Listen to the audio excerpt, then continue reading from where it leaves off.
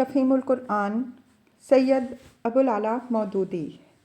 سورہ الذاریات، آیات 20 تا 23۔ اعوذ باللہ من الشیطان الرجیم، بسم اللہ الرحمن الرحیم۔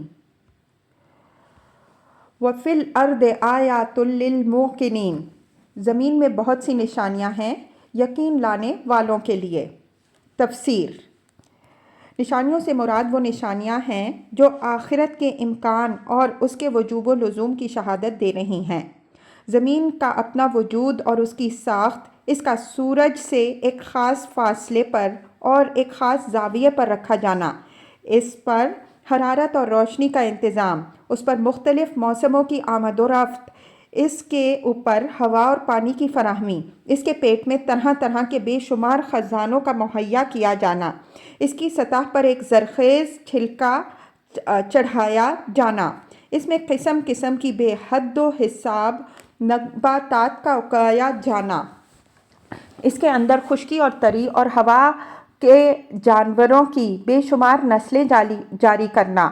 اس میں ہر نوع کی زندگی کے لیے مناسب حالات اور موزوں خوراک کا انتظام کرنا،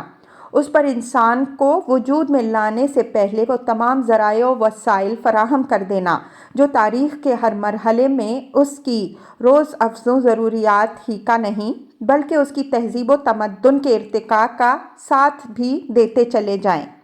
یہ اور دوسری ان گنت نشانیاں ایسی ہیں کہ دیدہ بینا رکھنے والا جس طرف بھی زمین اور اس کے ماحول میں نگاہ ڈالے وہ اس کا دامن دل کھینچ لیتی ہیں۔ جو شخص یقین کے لیے اپنے دل کے دروازے بند کر چکا ہو اس کی بات تو دوسری ہے، وہ اس میں اور سب کچھ دیکھ لے گا، بس حقیقت کی طرف اشارہ کرنے والی کوئی نشانی نہ دیکھے گا۔ مگر جس کا دل تعصب سے پاک اور سچائی کے لیے کھلا ہوا ہے وہ ان چیزوں کو دیکھ کر ہرگز یہ تصور قائم نہ کرے گا کہ یہ سب کچھ کسی اتفاقی دھماکے کا نتیجہ ہے جو کئی ارب سال پہلے کائنات میں اچانک برپا ہوا تھا، بلکہ اسے یقین آ جائے گا کہ یہ کمال درجے کی حکیمانہ صنعت ضرور ایک قادر مطلق اور دانا و بینا خدا کی تخلیق ہے، اور وہ خدا جس نے یہ زمین بنائی ہے نہ اس بات سے عاجز ہو سکتا ہے کہ انسان کو مرنے کے بعد دوبارہ پیدا کر دے، اور نہ ایسا نادان ہو سکتا ہے کہ اپنی زمین میں عقل و شعور رکھنے والی ایک مخلوق کو اختیارات دے کر بے نتھے بیل کی طرح چھوڑ دے۔ اختیارات کا دیا جانا آپ سے آپ محاسبے کا تقاضا کرتا ہے جو اگر نہ ہو تو حکمت اور انصاف کے خلاف ہوگا، اور قدرت مطلقہ کا پایا جانا خود بخود اس بات کا ثبوت ہے کہ دنیا میں نوع انسانی کا کام ختم ہونے کے بعد اس کا خالق جب چاہے محاسبے کے لیے اس کے تمام افراد کو زمین کے ہر گوشے سے جہاں بھی وہ مرے پڑے ہوں اٹھا کر لا سکتا ہے۔ وَفِي أَنفُسِكُمْ، اور خود تمہارے اپنے وجود میں ہیں۔ تفسیر۔ یعنی باہر دیکھنے کی بھی حاجت نہیں، خود اپنے اندر دیکھو تو تمہیں اسی حقیقت پر گواہی دینے والی بے شمار نشانیاں مل جائیں گی۔ کس طرح ایک خرد بینی کیڑے اور ایسے ہی ایک خرد بینی انڈے کو ملا کر ماں کے ایک گوشہ جسم میں تمہاری تخلیق کی بنا ڈالی گئی، کس طرح تمہیں اس تاریک گوشے میں پرورش دے کر کے بتدریج بڑھایا گیا، کس طرح تمہیں ایک بے نظیر ساخت کا جسم اور حیرت انگیز قوتوں سے مالا مال نفس عطا کیا گیا، کس طرح تمہاری بناوٹ کی تکمیل ہوتے ہی شکم مادر کی تنگ و تاریک دنیا سے نکال کر تمہیں اس وسیع و عریض دنیا میں اس شان کے ساتھ لایا گیا کہ ایک زبردست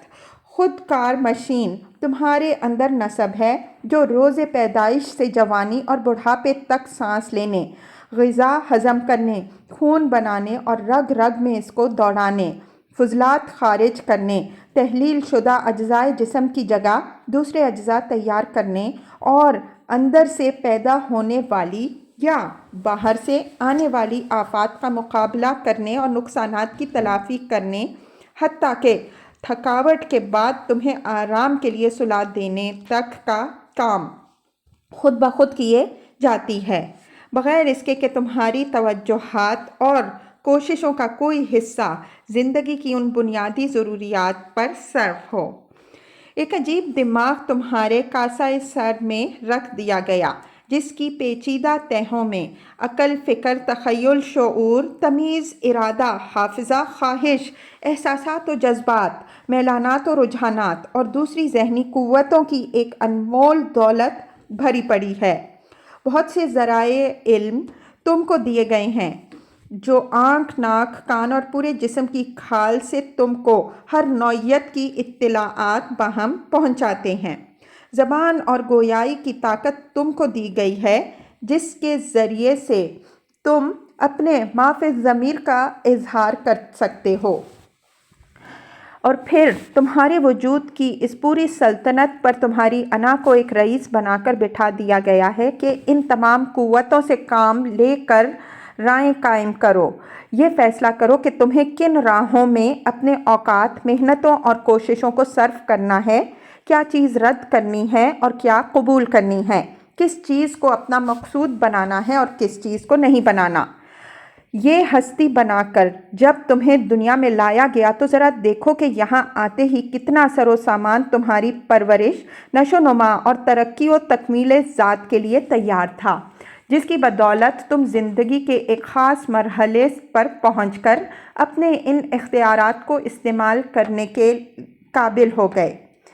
ان اختیارات کو استعمال کرنے کے لیے زمین میں تم کو ذرائع دیے گئے، مواقع فراہم کیے گئے، بہت سی چیزوں پر تم کو تصرف کی طاقت دی گئی، بہت سے انسانوں کے ساتھ تم نے طرح طرح کے معاملات کیے، تمہارے سامنے کفر و ایمان، فسق و طاعت، ظلم و انصاف، نیکی و بدی، حق و باطل کی تمام راہیں کھلی ہوئی تھیں، اور ان راہوں میں سے ہر ایک کی طرف بلانے والے اور ہر ایک کی طرف لے جانے والے اسباب موجود تھے۔ تم میں سے جس نے جس راہ کو بھی انتخاب کیا، اپنی ذمہ داری پر کیا، کیونکہ فیصلہ و انتخاب کی طاقت اس کے اندر ودیت تھی۔ ہر ایک کے اپنے ہی انتخاب کے مطابق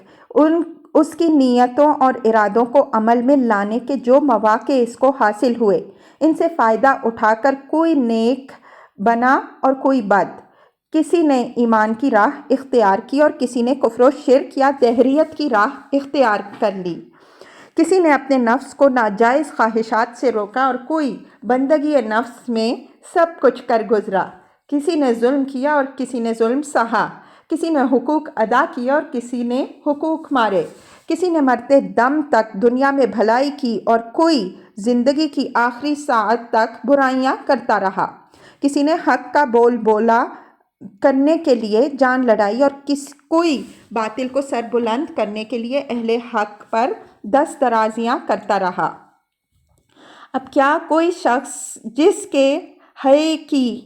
آنکھیں بالکل ہی پھوٹ نہ گئی ہوں، یہ کہہ سکتا ہے کہ اس طرح کی ایک ہستی زمین پر اتفاقاً وجود میں آ گئی ہے؟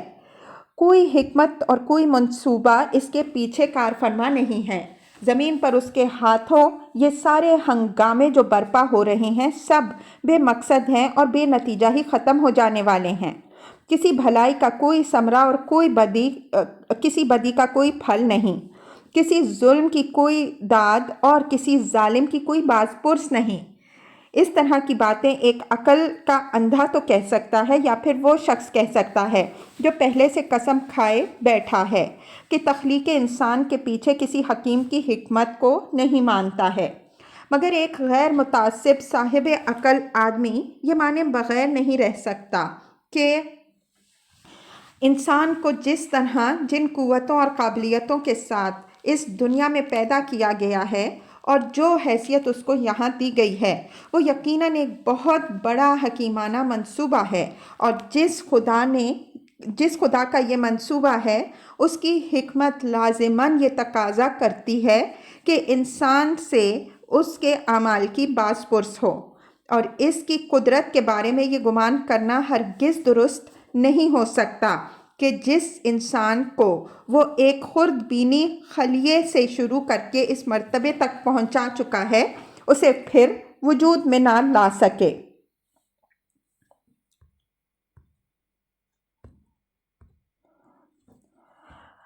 افلا تبصرون، تو کیا تم کو سوجتا نہیں ہے؟ وفی السماء رزقکم وما توعدون، آسمان ہی میں ہے تمہارا رزق بھی اور وہ چیز بھی جس کا تم سے وعدہ کیا جا رہا ہے۔ تفسیر: آسمان سے مراد یہاں عالم بالا ہے۔ رزق سے مراد وہ سب کچھ ہے جو دنیا میں انسان کو جینے اور کام کرنے کے لیے دیا جاتا ہے، اور ما توعدون سے مراد قیامت، حشر و نشر، محاسبہ اور بعض پرس، جزا و سزا اور جنت و دوزخ ہیں، جن کے رونما ہونے کا وعدہ تمام کتب آسمانی میں اور اس قرآن میں کیا جا رہا ہے۔ ارشاد الہی کا مطلب یہ ہے کہ عالم بالا ہی سے یہ فیصلہ ہوتا ہے کہ تم میں سے کس کو کیا کچھ دنیا میں دیا جائے، اور وہیں سے یہ فیصلہ بھی ہوتا ہے کہ تمہیں بعض پرس اور اجزائے اعمال کے لیے کب بلایا جائے۔